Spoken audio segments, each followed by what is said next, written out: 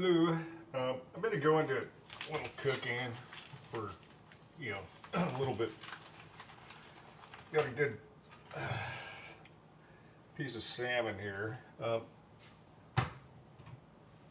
This is just a how-to on that quick, delicious salmon dish.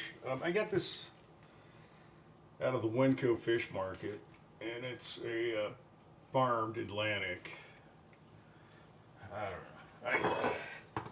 Sockeye and stuff's pretty expensive. So anyway, I cut segments.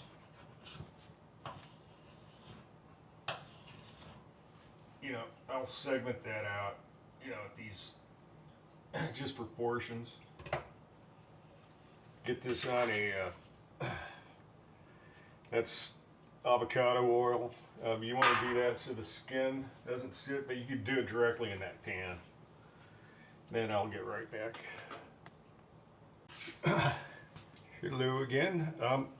Kind of single spaced grater is probably the best. What I'm going to do is grate some of the peeling off of that onto the salmon. And I got this little idea from wonderful people I just visited.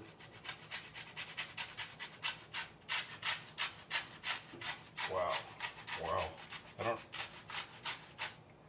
Different.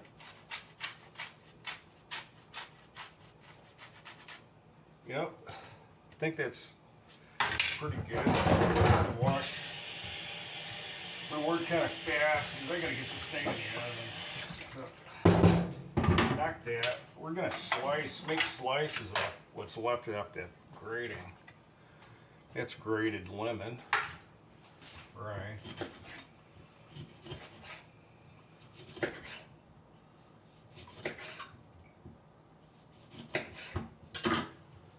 So each lemon segment is going to go on to one of the fish. And so I have to cut one other lemon up here. Just to make sure it's got pesticide off. So. Ooh, dinner looks good, huh, Bunch? Thank you. Oh, hey, it's my wife. You doing a whole fish or are you cutting it small pieces? So, I wanted to do, Sounds good to me, dear. Sounds good. And this is the way that I just okay, learned. But the dogs get one part too, so don't put the seasoning for the dogs. My dogs have to get a part. I'm going to put a little bit of lemon juice. Don't put seasoning like that for the dogs, okay? I have dog seasoning for the dogs. I'm going to put a little of that. Maybe I don't. Forget it. This is fresh. This is probably concentrated. Did you put the pesto sauce on? I did. We're working with the Winco brand. Oh wait, no, I'm sorry. That's Bria. And you can sometimes your spoon.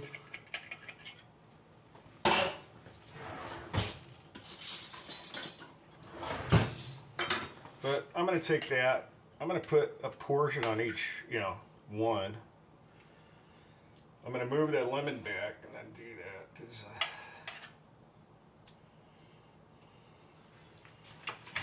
you can see what I'm doing, like with this segment. Probably liberally on top, and then make sure you do oil the pan, because what's going to happen is the skin is one of the best parts of the oils that you want, and that's going to stick to the pan. It's healthy for you. So here's some pesto. I'm going to keep. I'm gonna sneak in here. I got to get the oven Oh, you're putting it in the oven? preheat. Yeah. Okay, I go here. So I was sneaking in. I was sneaking back out. Yeah. Anyway, get plenty of the pesto on because it's a wonderful product. Salmon's kind of a treat for us. We don't have it every night. We probably should. But, that's just basic Atlantic farm salmon. The coloration is artificial. I would buy, ugly salmon if it meant that it was better.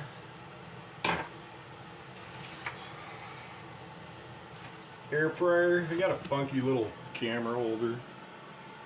But there's my air fryer. I'm gonna get it up to about 205 for a little bit. I'm gonna see how it cooks because it's open, lower temp. And I don't particularly want it to cook too fast. Hey, thanks for, I'll be right back because I guess I'm gonna have to get a, finished product here. So thank you again. Okay, back up. Just a quick little thing on the Atlantic Salmon is that I only got 135 on that internal temperature. I don't know where to look. I got a different camera, but hey, very important. And then I have a little problem with AI, right? I got this. I'm a little worried about Atlantic salmon having maybe parasites. I don't want to, I don't want a brain worm. If that makes sense. Or FDA may not mind, I guess. Anyway, hey, it says AI tells me 120 degrees. This is Search Labs AI.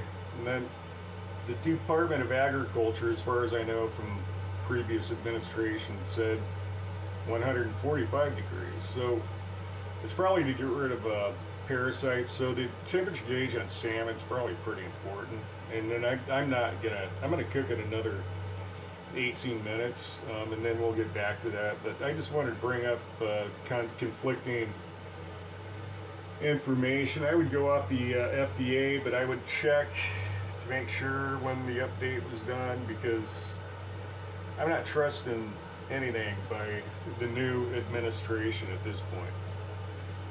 So all of it, and again, I guess my audience may just be, hopefully just independent thinkers. But, little thing, not really a rant, but, cooking, McGuire Mechanical. Thank you, over now. Hello again. I figured out where the lens is on this, and I'm trying. If I watch myself, it looks like I'm.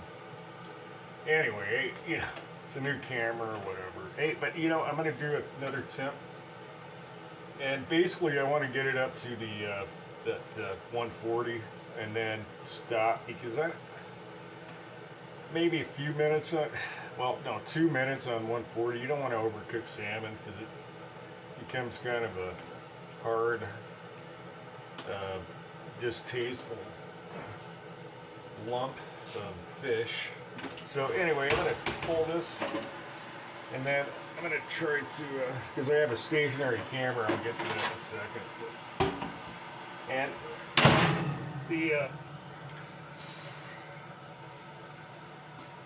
do that temp test. We're aiming for 140. You guys can see that.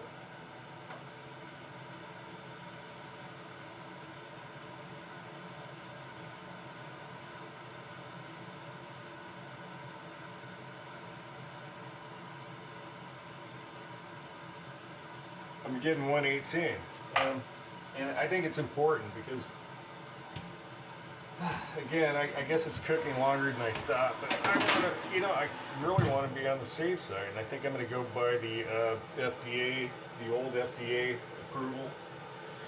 The new one may be,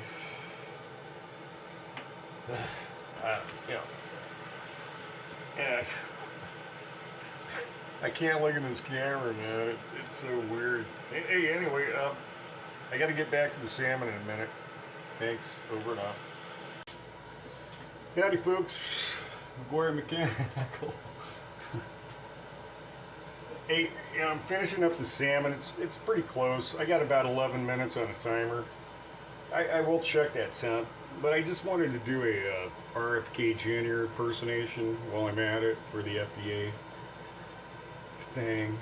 So, I think he would be probably, here's my impersonation, but well,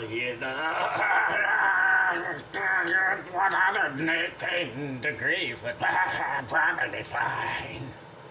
But anyway, hey, that's RFK Jr. impersonation. It's probably freaking horrible. And, you know, I didn't want to do that really on camera. It's more of an audio thing. I probably look silly. But, you know, hey, 118 for some folks. You know, thinning out the herd with the little brain worm. Hey, here we go. That looks good for the camera. I need 140. Come on! 140. Takes forever on. You know, I don't have a digital. I think I used to have one. Oh, come on. You know, I jump the temperature up to 240 just so the salmon doesn't turn into a lump of a hard fish.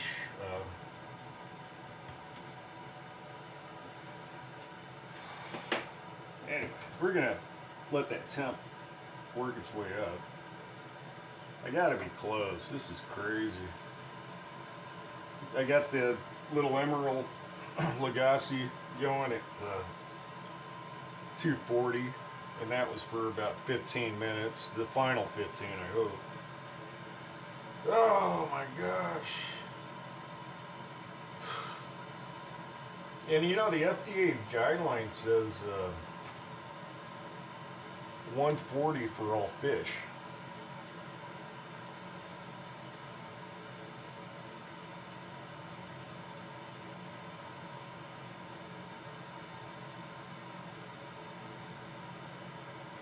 I'm good. I hit 140. Now this thing took forever. It's probably an old thing. Hopefully it's not, you know, mercury. Anyway, wow. You know, that's perfect. You hit. I think the key would be. Well, it's not 140 now, but I mean, hitting that 140 and then boom, you killed all of the brain worm. And let me take a little bite, because you don't have to add a lot of spices. I can't do sodium and yeah. Oh, absolutely no fishiness with this burrito pesto. And you know, it's got sunflower oil, basil, cashews, Parmigiano oregano, cheese. You know, that's all you need. You don't need you know, I thought, I like this product. I didn't need it. And to get rid of some fishiness flavor, you know, you just could maybe, but you know, that's, you know, with the grated lemon peel, I think it really made a really big difference. So thank you, Lonnie, for that recipe, and love ya. Hey, anyway, you know, I think it's ready to serve, because what I got for the side is wild, brown, and wild and brown rice. I can't do too much white rice. It's horrible. I don't know. I don't want to get in white rice right now. I buy brown and wild. But this is a minute rice. It's about $3 for a container like that. It's horrible. Little. Jesus, how much? You always criticize me. So you got this container, and then anyway, you have two containers in that. You know, but I'm telling, well, you know, I'm extremely cheap, and I'd probably be more cooking on my own when I'm up in the mountains. But this is $20, and then with the rice, it's probably $25 with tax out the door.